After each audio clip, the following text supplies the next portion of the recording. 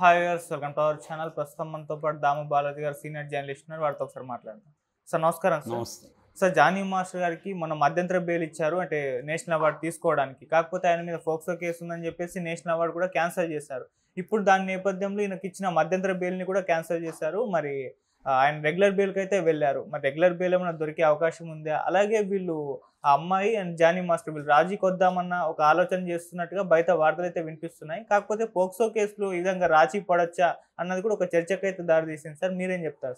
ఇక్కడ ప్రధానంగా 2 అంశాలు ఉన్నాయి. ఒకటి జానీ మాస్టర్కి బెయిల్ వస్తుందా రాదా, 2 వాళ్ళిద్దరు కాంప్రమైజ్ అయితే కోర్టు ఒప్పుకుంటుందా, అంటే విత్డ్రా చేసుకోవడానికి అవకాశం ఉందా. పోక్సోలో మామూలుగా వాటిలో విత్డ్రా చేసుకోవచ్చు కేసులు. అయితే ఇక్కడ గమనించాల్సింది ఏంటంటే ముందు బెయిల్ గురించి మాట్లాడినప్పుడు బెయిల్ ఆయనకి మధ్యంతర బెయిల్ ఇంటీరియం బెయిల్ ఇచ్చారు 5 రోజులకి.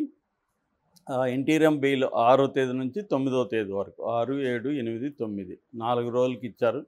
సో 10వ తేదీ మళ్ళీ రమ్మన్నారు. దీనికి ప్రధాన కారణం ఏంటంటే ఆయనకి నేషనల్ అవార్డు ప్రదానం జరుగుతుంది 8వ తేదీ, ఢిల్లీకి వెళ్ళి ఆయన తీసుకోవాలి. అందుకని ముందు వెనక 2 రోజులు ఇచ్చారు, అక్కడ వెళ్ళి తీసుకోవాలి కాబట్టి.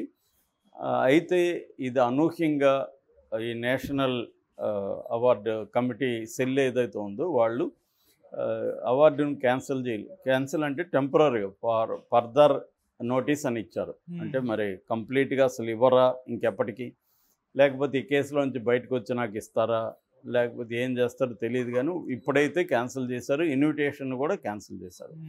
ఈ కాపీని వాళ్ళు జైల్లో ఉన్న ఇతనికి పంపించారు, తర్వాత కౌన్సిల్స్ పంపించారు, పీపీకి పంపించారు, పోలీస్ స్టేషన్ కూడా నార్సింగ్ పోలీస్ స్టేషన్ పంపించారు. దాంతో నార్సింగ్ పోలీసులు ఇమీడియట్గా కోర్టులో బెయిల్ క్యాన్సిలేషన్ పిటిషన్ వేశారు. ఎందుకంటే ఈ బెయిల్ అవసరం లేదు, ఆ పర్పస్ లేనప్పుడు పర్పస్కి సంబంధించిన బెయిల్ కూడా అవసరం లేదు. దాంతో కోర్టు బెయిల్ క్యాన్సిల్ చేసింది. దాంతో మళ్ళీ ఇతన్ని జైలుకి తీసుకెళ్లారు, ఎందుకంటే బయట వచ్చాడు, మళ్ళీ తీసుకెళ్లారు. సో నేను నిన్న వీడియో కూడా చేశాను. వాళ్ళు అలా క్యాన్సిల్ చేయొచ్చా ఒక అవార్డును, ఏ మోరల్ గ్రౌండ్ నుంచి వాళ్ళు అలా చేశారు, లీగల్ గ్రౌండా మోరల్ గ్రౌండా. మోరల్ గ్రౌండ్ నుంచి చేయడానికి వాళ్ళకేం అథారిటీ ఉండదు, లీగల్గా వెళ్ళాలి వాళ్ళు. మోరల్గా ఎందుకు వెళ్తున్నారు అనేది నేను చర్చించాను. సరే దాని పక్కన పెడితే ఇప్పుడు అతను రెగ్యులర్ బెయిల్కి పిటిషన్ వేసినట్టుగా తెలుస్తుంది. సో రెగ్యులర్ బెయిల్ వస్తుందా అంటే పోక్సోలో వెరీ వెరీ డిఫికల్ట్, వచ్చే అవకాశాలు అయితే తక్కువ. కాకపోతే ఇంకొక వాదన ఏమనిపిస్తుందంటే వాళ్ళిద్దరు కాంప్రమైజ్ అయితే ఇది కేసు విత్డ్రా చేసుకోవచ్చా అనేది. మామూలుగా ఈ కేసుల్లో 2 రకాలు ఉంటాయి. ఒకటి compoundable case and non compoundable case అంటారు, కేసెస్ అంటారు. కాంపౌండబుల్ కేసెస్లో విత్డ్రా చేసుకోవచ్చు. కొన్ని అందులో కూడా 2 రకాలు ఉంటాయి. కొన్ని పోలీస్ స్టేషన్లోనే విత్డ్రా చేసుకోవచ్చు, కంప్లైంట్ ఇచ్చినాక మళ్ళీ కంప్లైంట్ వెనక్కి తీసుకోవచ్చు, పోలీస్ స్టేషన్లోనే అది చేసేయచ్చు. కానీ కొన్నిట్లో కోర్టులోకి వెళ్ళి విత్డ్రా పిటిషన్ వేసి నేను ఒక మిస్అండర్స్టాండింగ్ వల్ల నేను ఇతని మీద కేసు పెట్టాను, ఇతను కావచ్చు ఆమె కావచ్చు కేసు పెట్టాను, కాబట్టి నేను విత్డ్రా చేసుకుంటున్నాను అని జడ్జి గారి ముందు అడిగితే, మేజిస్ట్రేట్ ముందు కేసు విత్డ్రా అయిపోతుంది. ఓకే, దీన్ని కాంపౌండబుల్ కేసుల్లో మాత్రం ఇది పనికొస్తుంది. నాన్ కాంపౌండబుల్ కేసులు ఉంటాయి, అంటే సీరియస్ అఫెన్సెస్ అనమాట. సీరియస్ అఫెన్సెస్ కేసులు ఏమవుతుందంటే ఇది వచ్చి ఒక ప్రైవేట్ కంప్లైంట్గా ఇంకా పరిగణించదు కోర్టు, ఇది యాంటీ స్టేట్గా పరిగణిస్తుంది. పోక్సో కూడా అంతే. పోక్సోలో ఏంటంటే ఒక ప్రైవేటు వ్యక్తి కేసు పెట్టినా కూడా కోర్టు ఎలాగ పరిగణిస్తుందంటే ఇది యాంటీ స్టేట్ కిందనే పరిగణిస్తుంది. కాబట్టి యాంటీ స్టేట్ కింద ఉన్నప్పుడు ఒక ప్రైవేటు వ్యక్తి ఆ కేసుని నేను విత్డ్రా చేసుకుంటానంటే కోర్టు ఒప్పుకోదు. కాబట్టి విత్డ్రా చేసుకుని ఇప్పుడు ఈ అమ్మాయి ఇతను రాజీ పోయి ఈ అమ్మాయి వెళ్ళి నేను విత్డ్రా చేసుకుంటాను కేసు అంటే అది కుదరదు, కోర్టు ఒప్పుకోదు. ఇది పోక్సో కింద. అయితే పోక్సో కింద ఇంకొక వెసులుబాటు ఉంది. అదేంటంటే క్వాష్ పిటిషన్ వేయచ్చు. దీన్ని క్రిమినల్ మిస్లేనియస్ పిటిషన్ అంటారు. క్రిమినల్ మిస్లేనియస్ పిటిషన్ అది కూడా హైకోర్టులో వేయాలి, కింది కోర్టులో కుదరదు. క్రిమినల్ మిస్లేనియస్ పిటిషన్ కానీ హైకోర్టులో వేస్తే హైకోర్టు దీన్ని క్వాష్ చేసే అవకాశం ఉంది. హైకోర్టు కూడా కన్విన్స్ అవ్వాలి, ఎందుకు విత్డ్రా చేసుకుంటున్నారు, ఎందుకు పెట్టారు, ఎందుకు విత్డ్రా చేసుకున్నారని కన్విన్స్ అవ్వాలి.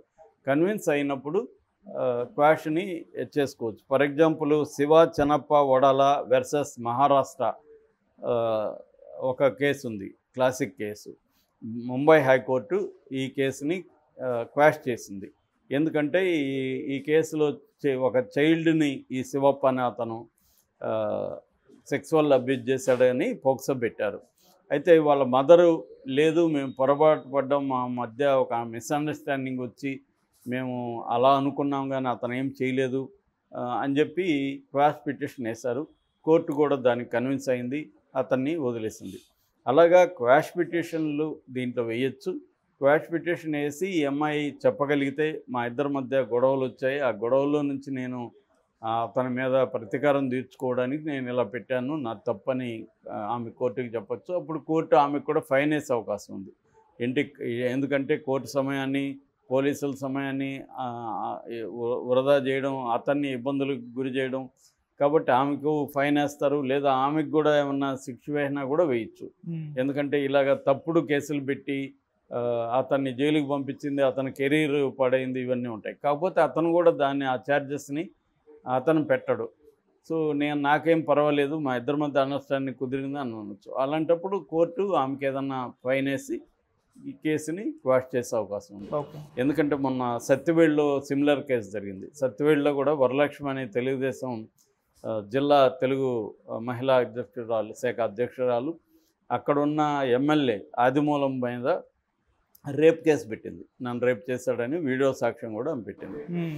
అయితే వాళ్ళిద్దరూ మళ్ళీ బయట కాంప్రమైజ్ అయ్యారు. కోర్టు బయట కాంప్రమైజ్ అయ్యి వాళ్ళిద్దరూ ఒక అండర్స్టాండింగ్కి వచ్చారు. మరి ఆమెకి అతను డబ్బులు ఇచ్చాడా, ఇంకే జనరల్గా ఏంటంటే ఇలాంటివి జరిగినప్పుడు ఈ అమ్మాయిలకి డబ్బులు ఇచ్చి సెటిల్ చేసుకుంటారు. అక్కడ బయట సెటిల్మెంట్లు అందుకనే చాలామంది అడ్వకేట్లు అసలు కోర్టులో ప్రాక్టీస్ కూడా చేయరు. ఈ సెటిల్మెంట్ల వ్యవహారాలు చేసే అడ్వకేట్లు బోల్డ్ మంది ఉంటారు. ఎందుకంటే దీంట్లోనే ఎక్కువ డబ్బులు వస్తాయి. కోర్టులు కూడా బయట సెటిల్మెంట్ని చాలాసార్లు ఎంకరేజ్ చేస్తుంది. ఎందుకంటే కోర్టు టైం వేస్ట్ అవుతుంది. చాలా చిన్న చిన్న కేసులు బయట సెటిల్ అయిపోతే ఇబ్బంది ఉండదు. దానికి మళ్ళీ కోర్టు సమయం వృధా ఎందుకు అవ్వడం అనేది కోర్టులు కూడా ఆలోచిస్తాయి. ఎందుకంటే ఆల్రెడీ 5 కోట్ల పైన కేసులు పెండింగ్లో ఉన్నాయి కాబట్టి కోర్టులు కూడా దీన్ని ఎంకరేజ్ చేస్తాయి బయట సెటిల్మెంట్. ఇంకా కొన్నిటి వాటికైతే ఆర్బిట్రేషన్ సెంటర్స్ కూడా అలో చేస్తారు కోర్టు బయట సెటిల్మెంట్. ముఖ్యంగా కార్పొరేట్ డిస్ప్యూట్స్ వీటన్నిటికీ ఆర్బిట్రేషన్ సెంటర్స్ కూడా ఉంటాయన్నమాట.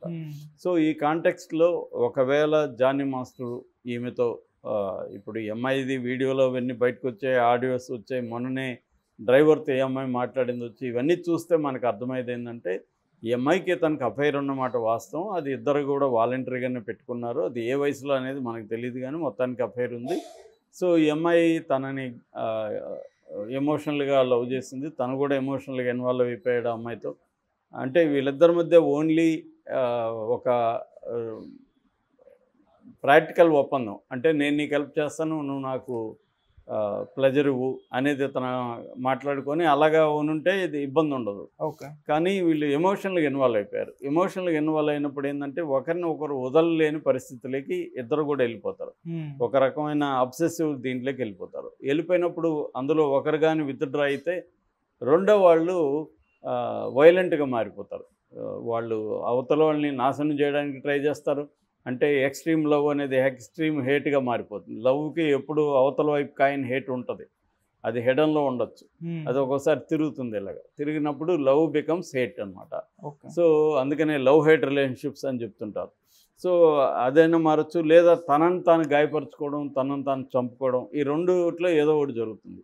అందుకని వీళ్ళిద్దరి మీద కూడా జరిగినట్టుగా మనకు అర్థమవుతుంది. సో ఆ అమ్మాయి తనని పెళ్లి చేసుకోవాలనుకుంది, తను విత్డ్రా అయిపోయాడు ఆ సంబంధం నుంచి. తను విత్డ్రా కావడానికి ఆ అమ్మాయి మాటల్లోనే వాళ్ళ భార్య సుమలత అలియాస్ ఆయేషా ఆమె ఇతనికి ఈ విషయం తెలుసుకొని ఇతన్ని గట్టిగా చేస్తున్నప్పుడు ఇతనికి కూడా అప్పటికే ఆ అమ్మాయి మీద కొంత మోజుపోయి ఉండొచ్చు. సో ఇతను కూడా చాలే ఇంక అనుకొని వెనక్కి వచ్చాడు, భార్యతో ఉండడం ఇంపార్టెంట్ అనుకొని. అక్కడ అమ్మాయి హర్ట్ అయింది. సో హర్ట్ అయినప్పుడు దాన్ని డీల్ చేయడంలో మనోడు ఫెయిల్ అయినట్టే కనబడుతుంది. ఎందుకంటే ఆ డ్రైవరు ఆడియోలో కూడా డ్రైవర్ ఆ అమ్మాయిని బెదిరిస్తున్నట్టుగా ఉంది. డ్రైవర్ ఏం అడుగుతున్నాడు, నువ్వు బెదిరిస్తున్నావా అని అడుగుతున్నాడు. దాంతో అమ్మాయి అవును బెదిరిస్తున్నాను, ఏం చేస్తావు అన్నట్టుగా ఆ అమ్మాయి ఆ టోన్లోకి వెళ్ళిపోయింది. సో దాన్ని స్మూత్గా డీల్ చేయాలి, అది చేయలేకపోవడం అనేది కనబడుతుంది. లేదో ఆ అమ్మాయి ఇంకేమైనా డిమాండ్స్ చేసిందా కూడా తెలియదు మనకి. అంటే నాకు ఒక 5 కోట్లు ఇస్తే నేను సైలెంట్ అవుతా అనిందో లేదు మనకు తెలియదు, చెప్తున్నాను. అట్లాంటివి ఏమైనా డబ్బు కావచ్చు, ఇంకోటి కావచ్చు, లేదా నన్ను కూడా పెళ్లి చేసుకొని కావచ్చు, ఏమైనా డిమాండ్స్ అయితే అమ్మాయి పెట్టుండొచ్చు. ఓకే. దానికి తను రెడీగా లేడు. సో దాంతో ఆ అమ్మాయి హర్ట్ అయింది. ఆ హర్ట్ని తను డీల్ చేయడంలో ఫెయిల్ అయ్యాడు. దానికి ఈ అమ్మాయి వెళ్ళింది. ఇప్పుడు ఇతను రాజీకి వచ్చి, సరే నన్ను ఇబ్బంది పెట్టావు, నీ కక్ష తీరింది కదా, నా కెరీరు ఇబ్బంది అయిపోయింది, నేను జైలుకి వెళ్ళాను, కనీసం ఇప్పుడు నువ్వు కాంప్రమైజ్ అవ్వు, నీకేం కావాలో చెప్పు అని ఇప్పుడు ఎవరో మధ్యవర్తులు ఈ పాటికి మాట్లాడినట్టుగా మనకి అర్థమైంది. సో దాంతో ఇప్పుడు ఆ అమ్మాయి కూడా ఒకప్పుడు ఇష్టపడిన అతనే కదా, ఇతన్ని చాలే ఇంకా అని కూడా అమ్మాయి అనుకోవచ్చు. ఎందుకంటే ఇతని లైఫ్ అంతా మళ్ళీ జైలుకి వెళ్ళిపోతాడు, రేపొద్దున ఇతని తరపున వాళ్ళు నాకేమన్నా హాని చేసే అవకాశం ఉందని కూడా అమ్మాయికి భయం కూడా రావచ్చు. సో ఎందుకంటే ఒక తెగేదాకా లాగకూడదు అంటారు కొన్నిట్లో. అది లాగినప్పుడు ఏమవుతుందంటే రేపొద్దున ఇంకెట్లాగో మా నాన్న జైలు పోయడం, వాళ్ళ తమ్ముడు ఇంకొకరు వచ్చి ఈ అమ్మాయికి ఏదైనా హాని చేసే అవకాశాలు ఉంటాయి. సో అందుకని ఇవన్నీ ఆమెకు కూడా ఎవరో చెప్పేవాళ్ళు ఉంటారు. సో ఇవన్నీ చెప్పినప్పుడు ఆమె కాంప్రమైజ్ జనరల్గా ఇలాంటి కేసులు కాంప్రమైజ్ అవుతారు. సో అయినప్పుడు మెథడ్ అయితే మాత్రం ఇది నాన్ కాంపౌండబుల్ కేసు కాబట్టి అడ్వకేట్ ద్వారా హైకోర్టులో క్వాష్ పిటిషన్ వేసుకోవాలి. ఇద్దరు కలిసి మేము దీంట్లో ఇద్దరు కలిసి అనే కంటే ఈఎంఐ ఒక మిస్అండర్స్టాండింగ్తో పెట్టాను నేను అని చెప్పాలి. అది కోర్టు అయితే సరిపోతుంది. ఒకవేళ కోర్టు ఒక్కొక్కసారి ఇలాంటి కేసుల్లో క్వాష్ చేయడానికి ఒప్పుకోనప్పుడు ఏంటంటే ట్రయల్ జరిగినప్పుడు సాక్ష్యాలను వీక్ చేసేయడం, సో అవేమి జరగలేదని కోర్టులో చెప్పేసేయడం ట్రయల్లో. అప్పుడు సాక్ష్యాలు ఏమి ఉండదు కాబట్టి అతనికి శిక్ష పడదు. అదొక పద్ధతి. సో ఏదేమైనా ఇది అయితే కోర్టు బయటనే మ్యాక్సిమం వీళ్ళిద్దరి మధ్యనే సెటిల్ అయ్యే అవకాశాలే కనిపిస్తుంది.